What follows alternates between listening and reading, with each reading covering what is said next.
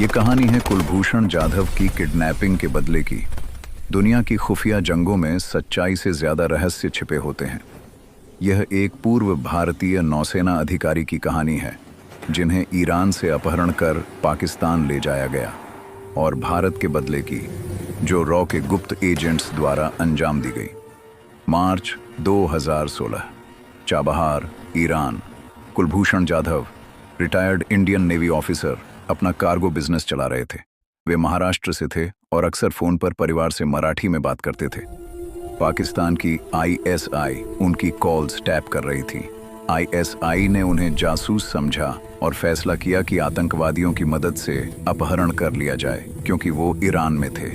मुल्ला उमर ईरानी के नेतृत्व में जैश उल अदल के आतंकवादियों ने उन्हें अगवा कर लिया। आंखों पर पट्टी बांधकर, हाथ बांधकर उन्हें पाकिस्तान की सीमा में ले जाया गया।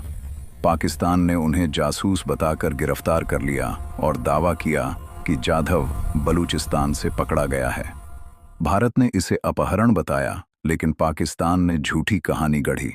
पाकिस्तान ने जाधव के मामले को मीडिया स्पेक्टिकल बनाया, उन्हें डेथ पेनल्टी दी और भारत को एक क्रिप्टिक मैसेज भेजा, वी हैव योर मंकी। रॉ ने जांच शुरू की और इंटेलिजेंस सोर्सेज, बलूच एक्टिविस्ट्स की स्टेटमेंट्स तथा इंटरसेप्टेड कम्युनिकेशंस के माध्यम से अपहरण में शामिल लोगों की पहचान की। मुल्ला उमर ईरानी और जैश उल अदल के इन्वॉल्वमेंट की जानकारी मिली। साथ ही आईएसआई के इंटरमीडियरीज जैसे मुफ्ती शाह मीर और लेफ्टिनेंट कर्नल मोहम्मद हबीब जाहिर का नाम सामने आया, जो किडनैपिंग की प्लानिंग में शामिल थे। Delhi raw headquarters. Raw chief Anil Dasmana अपनी टीम से कहते हैं, जाधव एक इंडियन है, उसका अपहरण बर्दाश्त नहीं होगा। ऑपरेशन शैडो रिट्रीब्यूशन शुरू किया जाता है। पहले एक बैकग्राउंड। पाकिस्तानी सेना के रिटायर्ड ऑफिसर्स अक्सर कॉरपोरेट जॉब्स तलाशते हैं। आर्मी वेलफेयर ट्रस्ट, फौजी फाउंडेशन जैसी संस्थाएं उन्हें रियल एस्टेट, बैंकिंग, एग्रीकल्चर में नौकरियां देती हैं। कुछ सिग्नल्स ब्रांच से कम्युनिकेशन कंपनीज में जाते हैं, लेकिन कुछ फॉरेन जॉब्स की तलाश में फंस जाते हैं। पहला टारगेट लेफ्टिनेंट कर्नल मोहम्मद हबीब जाहिर, आईएसआई का पूर्व अधिकारी, जो जाधव को किडनैप करवाने में शामिल था। अप्रैल 2017। जाहिर रिटायर्ड थे और कॉरपोरेट जॉब तलाश रहे थे।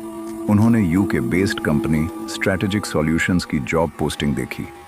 हकीकत में यह नेपाल में एक 5 लाख पर मंथ सैलरी वाली फेक जॉब का लालच था, लेकिन इसके पीछे रॉ का डेयरिंग प्लान था। रॉ ने यह ट्रैप सेट किया ताकि भविष्य में जाधव के लिए प्रिजनर स्वैप हो तो हमारे पास लेवरेज हो। जाहिर लाहौर से उड़ान भरकर ओमान से होते हुए काठमांडू पहुंचे, फिर लुम्बिनी, भारत की सीमा से सिर्फ 5 किलोमीटर दूर। एजेंट मीरा, एजेंट विक्रम और एजेंट रोहान तीनों इंडियन एजेंट्स कंपनी स्टाफ के रूप में पोज कर रहे थे। उन्होंने लुम्बिनी एयरपोर्ट से एक एसयूवी में जाहिर को रिसीव किया। वे उसे शहर से बाहर ले गए, ड्रग का इंजेक्शन देकर बेहोश किया और फिर बॉर्डर क्रॉस कर भारत ले आए। Mission complete. अब आईएसआई को पता चलेगा कि बदला क्या होता है। लेवरेज तैयार। हबीब आज भी कहीं रॉ के सेफ हाउस में प्रिजनर स्वैप का इंतजार कर रहे हैं जाधव के बदले में। पाकिस्तान ने इसे अपहरण बताया, भारत की रॉ पर आरोप लगाया, लेकिन भारत ने इनकार किया। जाहिर आज भी मिसिंग हैं, शायद भारत की कस्टडी में जाधव के लिए लेवरेज के रूप में। यह था पहला झटका, लेकिन बदला यहां नहीं रुका। नवंबर 2020, तुर्बत, बलूचिस्तान।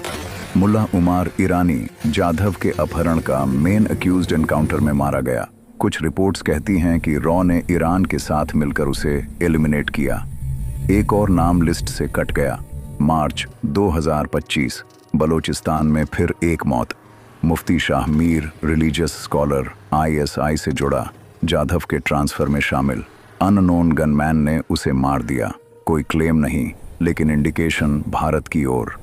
डिप्लोमेटिक फ्रंट पर भारत ने इंटरनेशनल कोर्ट ऑफ जस्टिस में केस जीता। पाकिस्तान को कंसुलर एक्सेस देने का ऑर्डर मिला। भारत ने डेथ पेनल्टी रोकने में सफलता पाई। आईसीजे ने एग्जीक्यूशन पर स्टे लगाया। और पाकिस्तान को रिव्यू करने का आदेश दिया, लेकिन जाधव अभी भी पाकिस्तान में कैप्टिव हैं।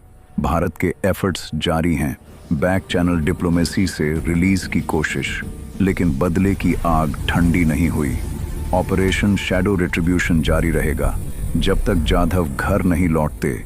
यह थी भारत की बदले की कहानी, स्पाई थ्रिलर की तरह, जहां हर कदम रोचक है। Nations must have long memories.